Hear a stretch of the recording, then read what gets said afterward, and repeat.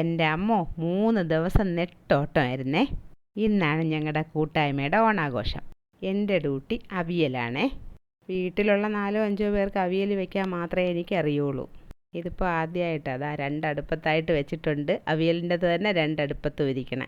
Vegetables cut ചെയ്തിട്ട് ഇന്നലെ രാത്രി ഉറങ്ങിയപ്പം തന്നെ 1:30 അവിയലിൻ്റെ പരിപാടി കഴിഞ്ഞു. ഇനി ഞാൻ പോവാൻ റെഡിയാവട്ടെ.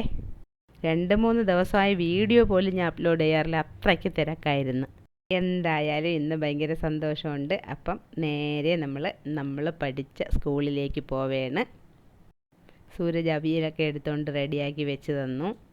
ഇനി നമ്മൾ പഠിച്ച സ്കൂളിലെത്തിയതിന് ശേഷം ബാക്കി വിശേഷം. അവിടെ ചെന്ന് ഫ്രണ്ട്സിൻ്റെ ഒപ്പം ഭയങ്കര ഫോട്ടോഷൂട്ടായിരുന്നേ. നമ്മുടെ അത്ത എങ്ങനെയുണ്ട്? വലിയ അത്തമാണ്.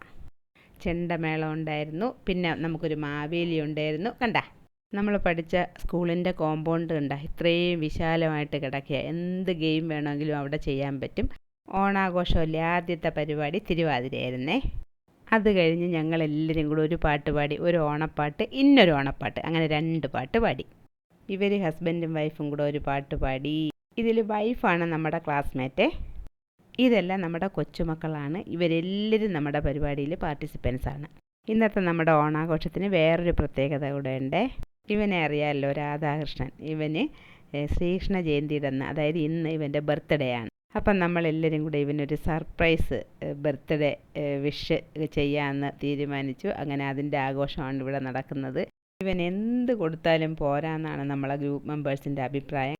ബിക്കോസ് നമ്മുടെ കൂട്ടായ്മയുടെ എൻ്റെ കാര്യങ്ങളും ഒരു കൊടക്കീഴിലാക്കി കൊണ്ടുപോകുന്നത് ഇവൻ ഒരൊറ്റ ഒരുത്തനാണ്. ഇവനറിയാതെ നമ്മുടെ ഗ്രൂപ്പിൽ ഒരു ഇല പോലും അനങ്ങാൻ പറ്റൂല. രഹസ്യമായാലും ശരി, പരസ്യമായാലും ശരി.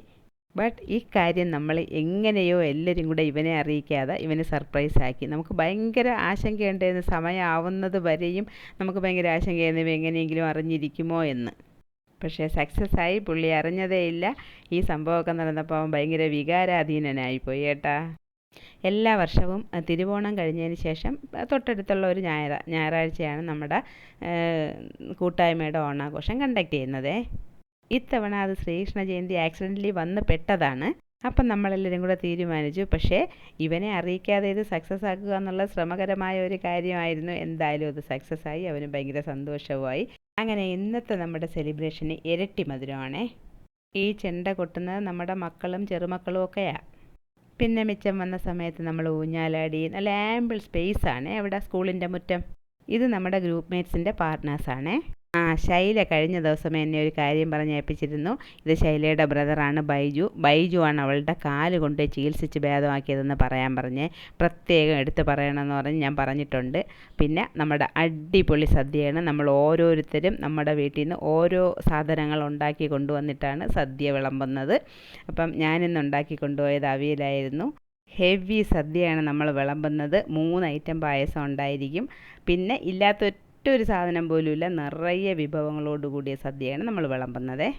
നമ്മുടെ ഗ്രൂപ്പ് മേറ്റ്സ്, പാർട്ട്നേഴ്സ്, മക്കൾ, പിന്നെ ചെറുമക്കളുള്ളവരുണ്ട്, ആ ചെറുമക്കൾ, അങ്ങനെ എല്ലാവരുമായിട്ടും ഭയങ്കര ബോണ്ടിങ് ആണ് നമ്മുടെ ഈ കൂട്ടായ്മയുമായിട്ട്. അപ്പോൾ എല്ലാവരും ഭയങ്കര സഹകരണമാണേ. നമ്മുടെ പ്രവാസി സുഹൃത്തുക്കൾക്ക് എപ്പോഴും വരാൻ പറ്റൂലല്ലോ. അപ്പോൾ അവർ അവരുടെ മക്കളെയും പാർട്ട്നേഴ്സിനെയും ഒക്കെ അയക്കാറുണ്ട്. ഇനിയിപ്പോൾ ഊഞ്ഞാലാടിയില്ലെന്ന് വേണ്ട, ഊഞ്ഞാലാടാൻ നിറയെ സ്പേസും ഉണ്ട്. ഞാൻ രാവിലെ ഒന്നും കഴിക്കാതെയാണ് പോയത്. അതുകൊണ്ട് ഏറ്റവും ആദ്യം ഞാൻ കയറിയിരുന്ന സദ്യ കഴിച്ചേ. ഏറ്റവും ആദ്യമല്ല, മറ്റുള്ളവർ വരുന്നതിന് മുമ്പേ എനിക്ക് പിടിച്ച് നിൽക്കാൻ പറ്റില്ല. അങ്ങനെ ഞാൻ കയറിയിരുന്ന സദ്യ കഴിച്ചു. പിന്നെതാ 1 അല്ല 2 ആൾ ഊഞ്ഞാലാടുന്ന കണ്ട. ഇതൊക്കെയാണ് നല്ല രസമാണ് നമ്മുടെ ഓണാഘോഷം. അത് കഴിഞ്ഞ് കുറേ ഫോട്ടോഷൂട്ടൊക്കെ എടുത്തു. വീട്ടിൽ വരുന്നതിന് മുമ്പേ ആളൊക്കെ ഒഴിഞ്ഞു തുടങ്ങിയപ്പോൾ നമ്മൾ ഭയങ്കര ഫോട്ടോഷൂട്ടായിരുന്നേ. ഒന്നും കുറയ്ക്കണ്ടെന്ന് വിചാരിച്ച്.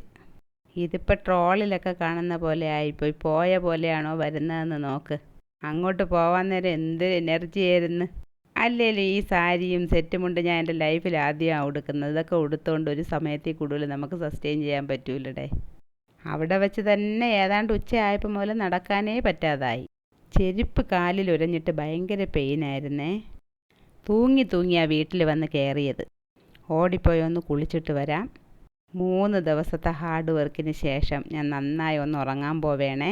അപ്പോൾ ഗുഡ് നൈറ്റ്. നാളെ എന്നെ വിളിക്കാനേ പാടില്ലെന്ന് പിള്ളേരുടെ അടുത്ത് ഞാൻ പറഞ്ഞിട്ടുണ്ട്.